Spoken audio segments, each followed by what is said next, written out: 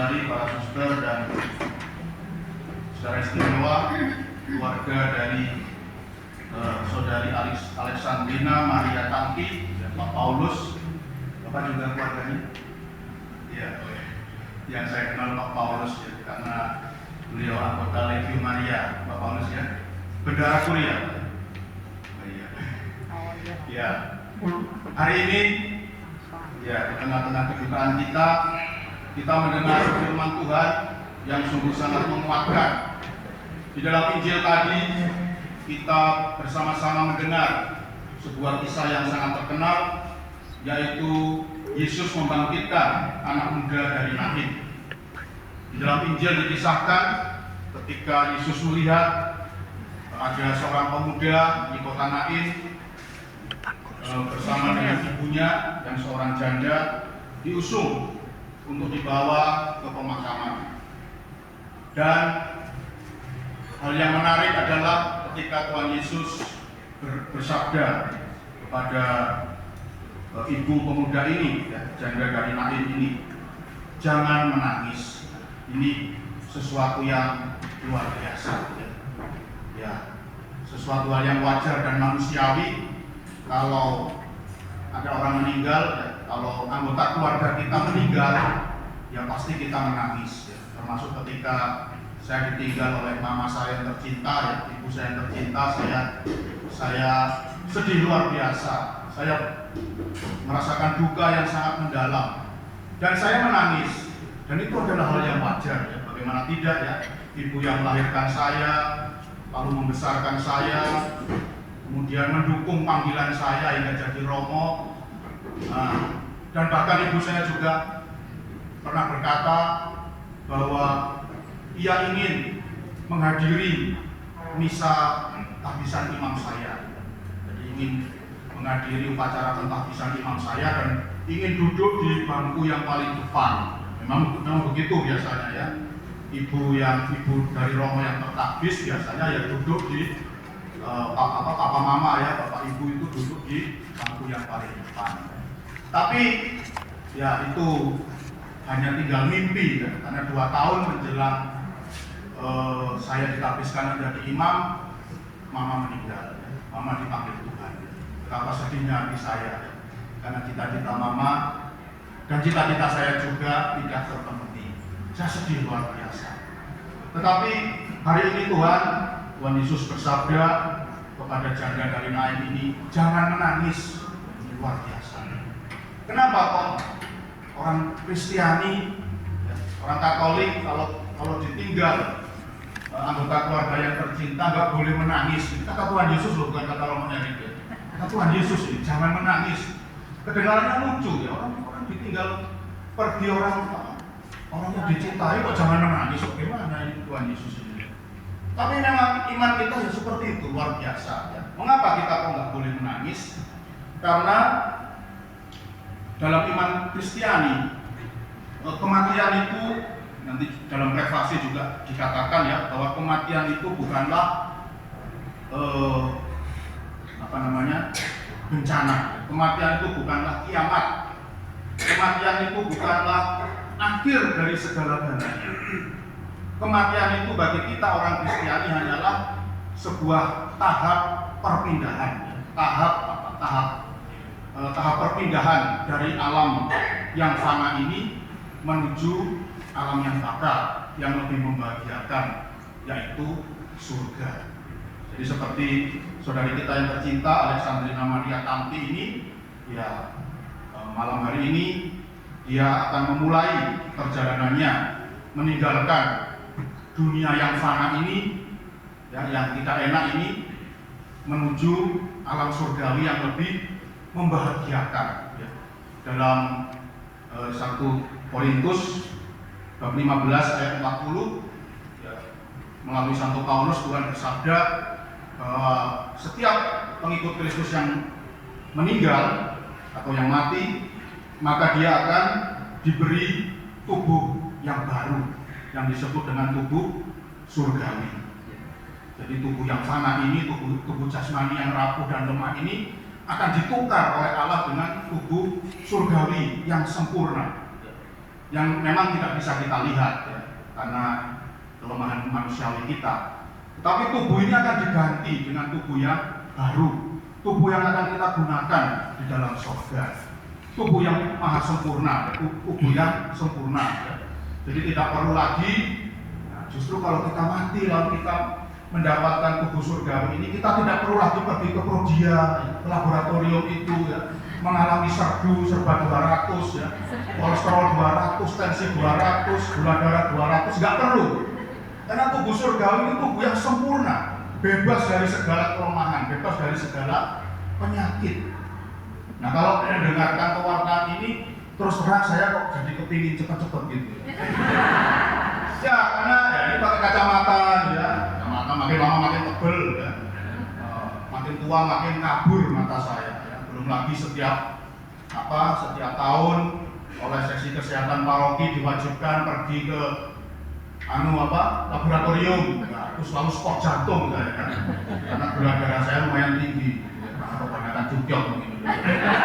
Ya, jadi saya selalu spot jantung deg-degan. Waduh, nanti gula darah saya kalau serdu bahaya ini, sampai 200. Jadi setiap pergi ke laboratorium, setiap tahun saya selalu spot jantung. Ya, takut hasil lab saya itu jelek. Ini sayangkan tiap tahun seperti itu. Tetapi kalau kita nanti meninggal, ya semua kita, tubuh kita akan diganti dengan tubuh surgawi, dan tubuh yang fana ini akan ditinggalkan, ya, akan musnah. Ya. Tapi kita akan mendapatkan tubuh surgawi yang sempurna, yang bebas dari segala kelemahan dan kerapuhan. Nah, itulah makanya kenapa Tuhan Yesus berkata, jangan menangis, karena kematian bagi orang Kristiani itu sesuatu yang menggembirakan. Lalu kita akan pindah meninggalkan dunia yang fana ini menuju surga yang jauh lebih indah daripada dunia yang fana ini. Nah, ini hari-hari ini Romo Mikael ketar-ketir ya, karena Romo Mikael orang Semarang dan tadi pagi ada berita di TV Semarang itu banjir. Wah, gara-gara hujan tak berhenti. Nah, sekarang ini Romo Mikael itu sedang spot jantung juga ya, bagaimana keluarganya di Semarang sana, jangan-jangan ya kena banjir itu ya. Nah, tapi kalau kita sudah pindah ke alam surgawi, nggak perlu kita stres karena nggak ada banjir.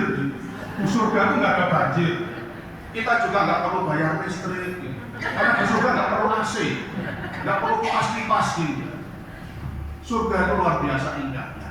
Itulah mengapa Tuhan Yesus katakan jangan menangis dengan kematian saudara kita yang tercinta, karena di dalam iman Kristiani ya saudari kita ini akan mengalami segala sesuatu yang menguntungkan, segala sesuatu yang indah, jauh lebih indah daripada hidup di dunia ini kan sama sekali tidak menyenangkan ya. Saya kira Bapak Ibu ya kalau disuruh sharing ya, pasti akan banyak sharing ya bagaimana hidup sebagai manusia di dunia ini ya, sikut-sikutan ya, apalagi ya dorong-dorongan ya, nggak enak. Hidup di surga itu jauh lebih menyenangkan dan kita akan berkumpul dengan orang-orang yang baik ya, orang-orang yang yang berhati baik, tidak seperti di dunia ini ya, penuh dengan kejahatan ya, penuh dengan depresi, dengan stres ya. Nah, ini maka itulah kenapa Tuhan Yesus katakan jangan menangis. Dan memang begitu ya. Kematian itu selalu memberikan hikmah yang mendalam, hikmah yang berharga bagi hidup kita masing-masing. Saya dengan mama saya itu hubungannya begitu dekat ya, dan saya selalu sejak kecil saya itu selalu disebut anak mami, karena hubungan saya dengan mama begitu dekat ya. Meskipun sudah masuk seminari, sudah jadi frater, calon imam, tapi sedikit-sedikit telepon mama, ada masalah sedikit telepon mama gitu ya. Sehingga selama mama masih hidup dulu, saya itu menjadi orang yang tidak dewasa, yang tidak matang. Karena sedikit-sedikit ada masalah sepele telepon mama gitu terus. Tetapi ketika mama meninggalkan saya, ya memang tidak ada lagi yang bisa saya telepon gitu ya, tidak ada lagi. Tetapi ya kalau saya ada masalah ya saya jalani masalah itu dalam keheningan. Tidak ada lagi orang yang bisa berkata-kata pada saya. Tetapi justru itu yang mendewasakan saya, justru itu yang mematangkan hidup saya. Sekarang saya sudah jadi romo, mama sudah di surga.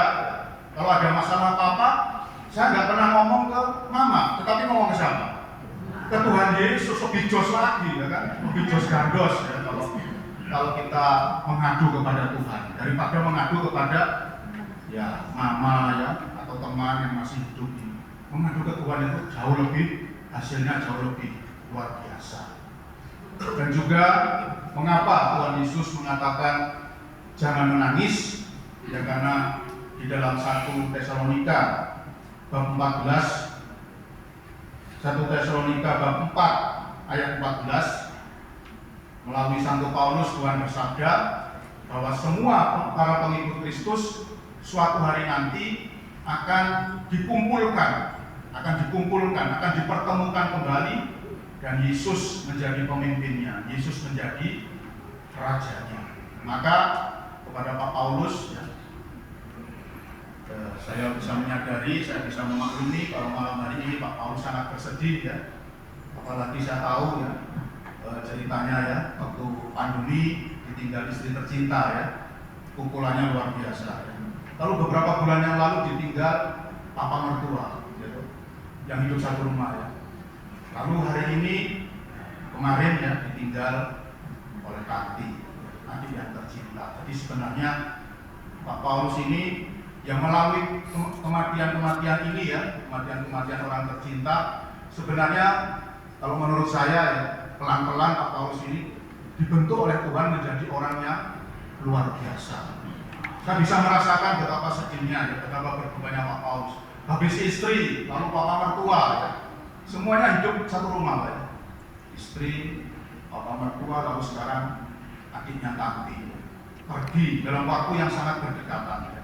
Dan ini pasti sungguh sangat berat bagi Pak Paulus. Tapi kita lihat ya, Pak Paulus demikian tegar gitu ya. Ya, masih bisa tersenyum kepada saya, luar biasa ya. Dan inilah ya hasil didikan Tuhan, hasil latihan dari Tuhan melalui kematian demi kematian ini. Jadi kematian bagi orang Kristiani itu sekali lagi bukan bencana, bukan kiamat, tetapi peristiwa yang sungguh mendewasakan dan mematangkan hidup rohani kita. Kita jadi semakin kuat, semakin ada yang meninggalkan kita, semakin kuatlah hidup rohani kita.